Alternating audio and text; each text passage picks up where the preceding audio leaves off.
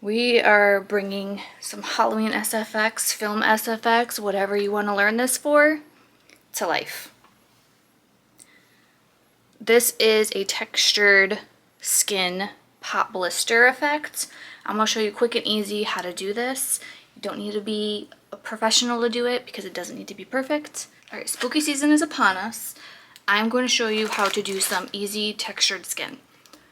Clear liquid latex from Mayron. If you are allergic to latex, do not get this. I will show you another variation of what you can use.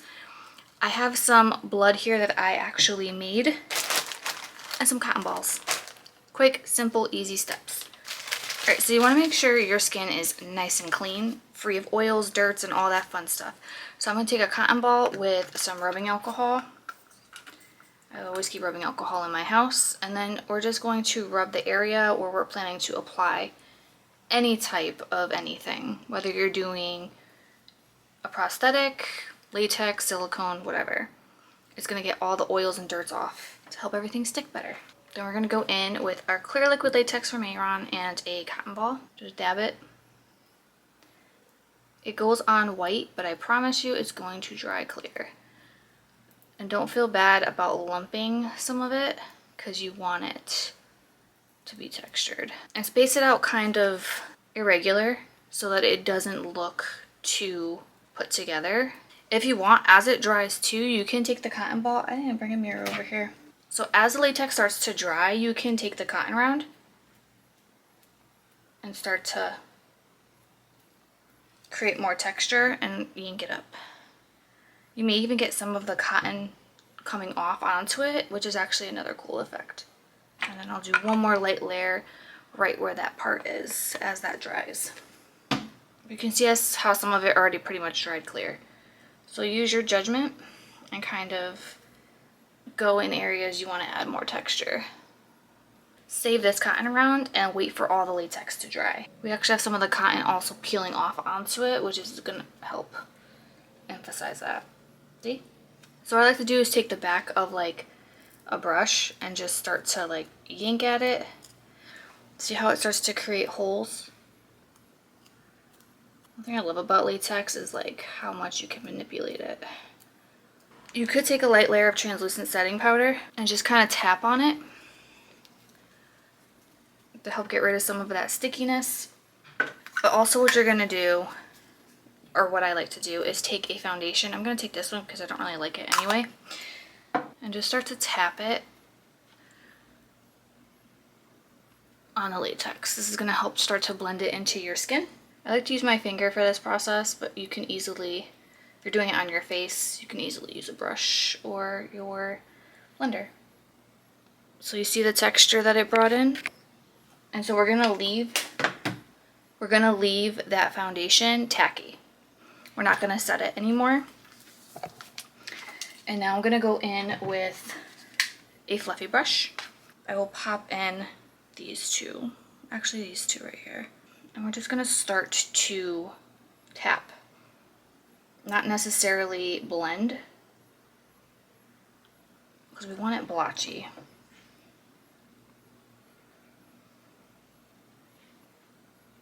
The goal of this skin is to make it look diseased. So we're going to build it up like somebody was in the trenches of an alley as their skin began to start to kind of peel away. Now this palette is from Glamlight. It's Friday the 13th. And now I'm going to start taking some of those reds and just start to tap right where the holes are, because that's going to be pretty much where the irritation will be the most. And the foundation is working as a grip for the eyeshadow. That's why we did not set it the second time around. And because I want this super intense, I'm actually going to grab another brush. Hold on. We're going to get another brush. So because I really want this to look a little more irritated, did not mean for that to happen. We're gonna take some purples. I'm going in with some purples. So dip into, totally just did that. The purple, and a little bit of this brown right here. A little bit of both. Take it on a flat brush.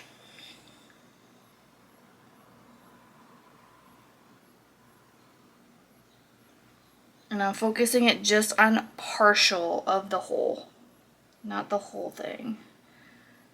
Just to kind of bring more dimension and attention to those areas. And if you want, you can add some of it very lightly to other areas of texture.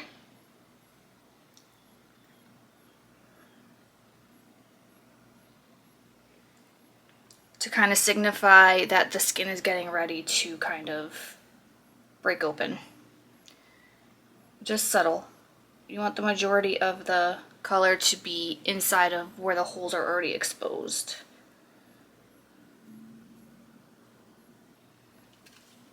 Alright, now for the fun part is adding the blood. You can make this as grotesque or not as you want to. This I literally just made with like corn syrup. It's very sheer. I didn't want to make it super full because what I'm gonna do is actually use it to just slightly make the openings look wet. I don't want them dripping, I want them just glossy wet. You don't necessarily need to use blood for this because you applied the layer of color. You can easily just use clear gloss. I just want them to signify like open, pretty much like pop blisters. Pretty much like if a blister popped and you started getting pus. That's literally what this is looking like. It's pretty watery and I feel like I'm gonna make a mess, so I need to be careful. I am taking the fluffy brush, mixing that all together, getting it nice and in that brush.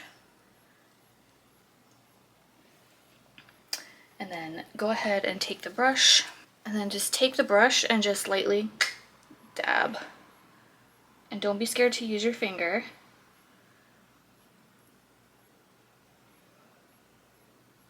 And kind of create the effect you want with it. If you want one of these dripping, just throw a little extra blood in it. And it'll start to drip. Just don't use too thin of blood. I like to use like a thicker. Because obviously if your skin's peeling like this, you're not going to be all beautiful elsewhere. So try to bring some of it down into the rest of your skin, up your neck, where there's normal skin too. Just to kind of give emphasis to the effect. And then bring it up. I don't want to bring it too close into my hair, so. Could also utilize black eyeshadows to make it even more darker inside the wound if you wanted to.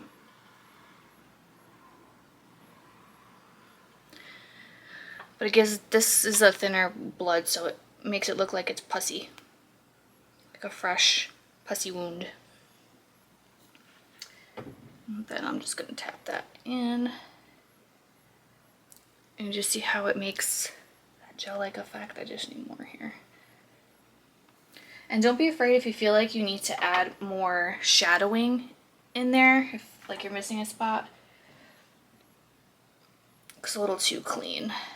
So I'm just gonna take some red and browns and just start to dab them around there.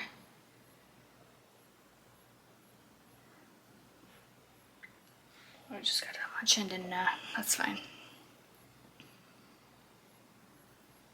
And that is pretty much it. That is a very textured, pustule pop blister SFX look. I'll show you close up. That is the completed textured pop blister wound SFX. Infected, whatever you want to call it. using Eyeshadows, liquid latex, and love.